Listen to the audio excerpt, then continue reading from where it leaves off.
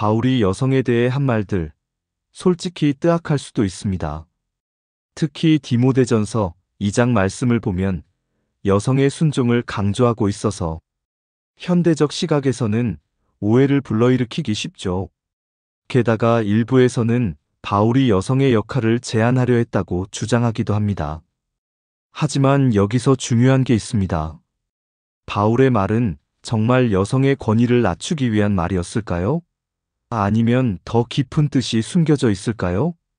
오늘 우리가 다룰 핵심은 바로 이겁니다. 바울의 말이 가스라이팅처럼 보일 수도 있지만 사실 이건 율법을 바라보는 방식과 비슷한 양상을 띠고 있습니다. 율법을 폐하는 것이 아니라고 말씀하신 예수님. 그리고 율법을 부정적으로 말했던 바울. 겉으로 보면 모순처럼 보이지만 그 안에 담긴 메시지를 깊이 연구해 보면 바울의 의도를 이해할 수 있습니다.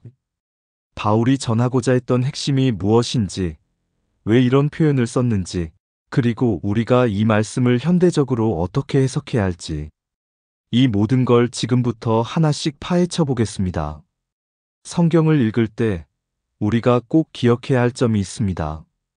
바로 그저 글자 그대로만 이해하려 하면 큰 오해가 생길 수 있다는 사실이에요.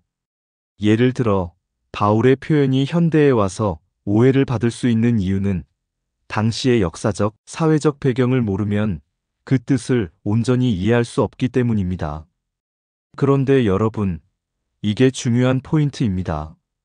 바울이 말한 내용은 단순히 그 당시의 상황에서만 의미가 있는 것이 아니라 그 시대의 부정부패를 개선하려는 극단적인 성향에서 나온 이야기였다는 거죠. 그럼 우리가 이 성경 말씀을 어떻게 이해해야 할까요? 바로 당시의 시대적 배경을 충분히 고려하면서 읽어야 한다는 것입니다.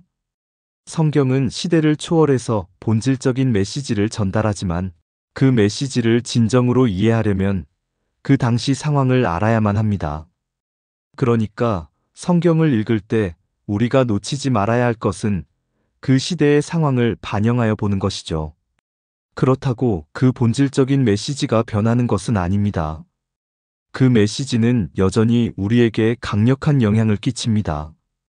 이제 어떻게 이 시대를 초월한 메시지를 우리가 살아가고 있는 현실에 적용할 수 있을지 그 방법에 대해 구체적으로 살펴볼 차례입니다. 과연 우리가 이 메시지를 어떻게 현대 사회에서 실천할 수 있을지 그 해답을 바로 알아보겠습니다. 우리가 현실적인 시대 배경을 고려하지 않으면 본질적인 메시지를 이해하기 어렵습니다. 오늘 말씀에서 여자들은 가르치지 말아야 한다. 조용히 남자에게 순종하면서 배워야 한다는 내용이 나오는데 이 구절을 그대로 받아들이면 어떤 의미가 될까요? 디모데전서 2장 14절에서 아담이 속은 것이 아니고 여자가 속아 죄에 빠졌다는 구절도 등장합니다.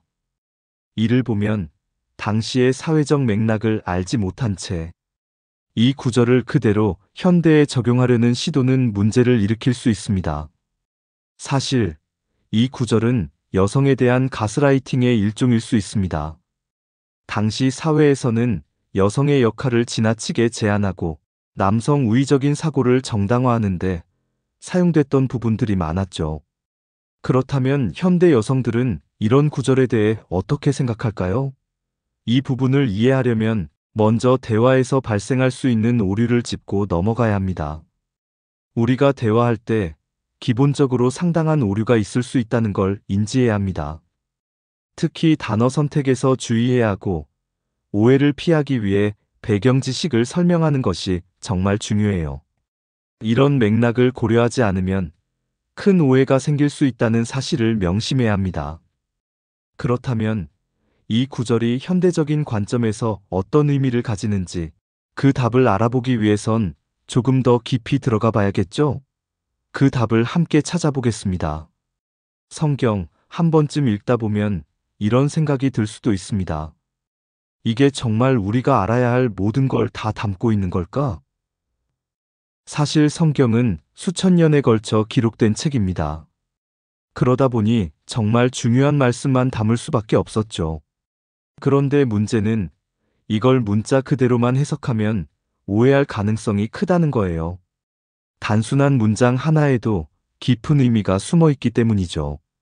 그래서 성경을 볼 때는 단순히 글자만 읽는 게 아니라 그 여백 속에서 의미를 찾아야 합니다. 한 문장 한 문장을 깊이 생각하고 연구하면서 읽어야 한다는 거죠. 예를 하나 들어볼까요? 디모데전서 2장 13절을 보면 아담이 먼저 지어졌다. 이 구절이 나옵니다. 얼핏 보면 그냥 단순한 사실을 말하는 것처럼 보일 수도 있어요. 아니면 어떻게 보면 이게 무슨 의미가 있는 거지? 싶을 정도로 유치하게 보일 수도 있습니다. 하지만 성경에서 단순한 기록은 없습니다. 모든 말씀이 담고 있는 뜻이 따로 있다는 것. 그렇다면 이 말씀 속에 숨겨진 진짜 의미는 무엇일까요? 이제 그 해답을 하나씩 풀어가 보겠습니다. 이거 정말 흥미로운 포인트입니다. 그냥 단순하게 보면 불공평해 보일 수도 있어요. 하지만 깊이 들여다보면 전혀 다른 시각에서 이해할 수 있습니다. 하나님께서는 이 세상을 질서 있게 창조하셨습니다. 그리고 이 질서는 하나님과 인간 사이에도 존재하고 인간 세상 속에서도 작동합니다. 이런 맥락에서 보면 아담이 먼저 창조되고 그 후에 하와가 창조된 것도 단순한 우연이 아니라 어떤 질서의 흐름 속에 있었던 겁니다. 그런데 여기서 착각하면 안 되는 게 있습니다. 먼저 생겼다고 해서 더 좋거나 더 우월한 존재라는 뜻이 아닙니다. 순서와 가치가 동일한 개념이 아니라는 거죠. 모든 것에는 양면이 있고 각각의 장점과 단점이 존재합니다. 그래서 중요한 건 그저 단순한 팩트로 질서를 인식하는 것이 아니라 그 본질을 이해하는 겁니다. 그렇다면 여기서 중요한 질문이 하나 생기죠. 이 질서 속에서 우리는 어떻게 살아가야 할까요? 이 부분을 깊이 파헤쳐 보겠습니다. 여러분, 세상의 질서에는 다 이유가 있습니다. 먼저 생겨난 자는 나중에 생겨난 자를 보호하고 돌보는 역할을 맡게 되어 있어요. 그리고 나중에 생겨난 자는 먼저 생겨난 자를 겸손하게 따르며 배워야 합니다. 이게 자연스러운 질서이고 하나님께서 우리에게 주신 패턴이죠. 이 원리는 인간이 하나님께 겸손하게 순종하는 모습과도 비슷합니다. 하나님께서는 우리를 지배하려는 분이 아니라 사랑과 보호로 인도하시는 분이죠. 그런데 문제는 이 질서를 깨뜨리는 사람들이 있다는 겁니다. 먼저 생겨난 자가 자신의 위치를 악용해서 독재하고 권력을 휘두르고 독단적으로 행동하면 어떻게 될까요? 질서는 무너지고 관계는 파괴됩니다. 보호와 케어가 아니라 억압과 강요가 되어버리기 때문입니다. 그렇다면 우리가 이 질서를 올바르게 세우려면 어떻게 해야 할까요? 바로 이어서 이야기해 보겠습니다. 나중에 생겨난 자가 질서를 무너뜨리면 어떤 일이 벌어질까요? 겸손과 순종이 사라지고 결국 혼란만 남게 됩니다. 그런데 창세기에서 아담과 하와의 장면을 보면 하와가 아담을 유혹하는 모습으로 그려집니다. 마치 사랑하는 여자의 모든 소원을 들어줄 것처럼 아담은 하와의 말을 듣고 선악과를 먹습니다. 하지만 여기서 중요한 게 있어요. 아담도 책임이 있다는 겁니다. 단순히 하와의 말을 들었을 뿐만 아니라 스스로도 자신의 본분을 망각하고 하나님이 맡기신 역할을 수행하지 못했던 거죠. 그러나 바울의 해석을 보면 조금 다릅니다. 바울은 이 사건을 동기적인 측면과 능동적인 행동을 중심으로 봤어요. 그리고 결국 하와의 죄가 더 크다고 판단했습니다. 여기서 우리가 얻을 교훈은 바로 질서입니다. 세상에는 반드시 지켜야 할 질서가 있습니다. 그런데 그 질서가 무너질 때 어떤 일이 벌어지는지 성경을 통해 깊이 들여다볼 필요가 있습니다. 자연을 가만히 들여다보면요. 하루 24시간, 1년 365일, 태양이 떠오르고 지고 바람이 불고 비가 내리는 그 모든 과정 속에서 절대적인 질서가 있다는 걸 알 수 있습니다. 이 질서가 무너지지 않기 때문에 우리가 숨쉬고 살아갈 수 있는 거죠. 그런데 문제는 인간이 이 질서를 깨뜨리기 시작했다는 겁니다. 질서를 이용해 이익을 챙기고 탐욕을 부리는 사람들이 나타나면서 하나님의 질서는 점점 파괴되고 있습니다. 우리는 이 질서를 다시 찾아야 합니다. 그리고 하나님께서 세우신 그 질서대로 살아야 합니다. 왜냐하면 그래야만 우리가 모두 살 수 있기 때문입니다. 질서가 사라진 세상은 결국 혼란과 파멸을 불러오기 마련입니다. 하나님께서 세우신 원칙과 조화를 깨뜨리면 그것이 반드시 우리에게 돌아오게 되어 있습니다. 그렇다면 우리는 어떻게 이 질서 속에서 살아가야 할까요? 오늘 말씀을 정리하면서 기도로 마무리하겠습니다. 초월적인 지혜와 은혜가 충만하신 하나님을 찬양합니다. 오늘도 귀한 말씀을 통해 저 자신을 돌아보게 하시고 깨우쳐 주심에 감사합니다.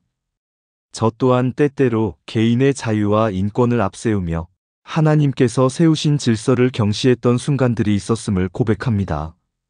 세상이 만들어 놓은 질서가 아니라 하나님의 질서만이 우리를 온전히 보호하며 진정한 자유로 이끄신다는 것을 깨닫게 하소서.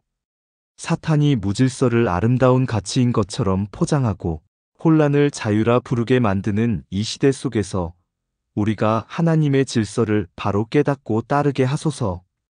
인간의 탐욕과 이기심이 결국 우리 스스로를 자멸로 이끈다는 사실을 알게 하시고 하나님이 세우신 법과 원칙 안에서 살아가는 것이 가장 큰 축복임을 깨닫게 하소서.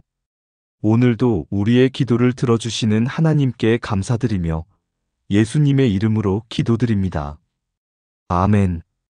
오늘 이야기 그냥 듣고 끝내지 마세요. 우리가 살아가는 이 세상, 무질서 속에서 점점 혼란해지고 있습니다. 하나님께서 세우신 질서대로 살아가는 것이 왜 중요한지 다음 영상에서 더 깊이 이야기해 보겠습니다. 중요한 메시지 놓치지 않도록 구독과 알람 설정, 좋아요까지 꼭 눌러주세요. 다음 영상에서 뵙겠습니다.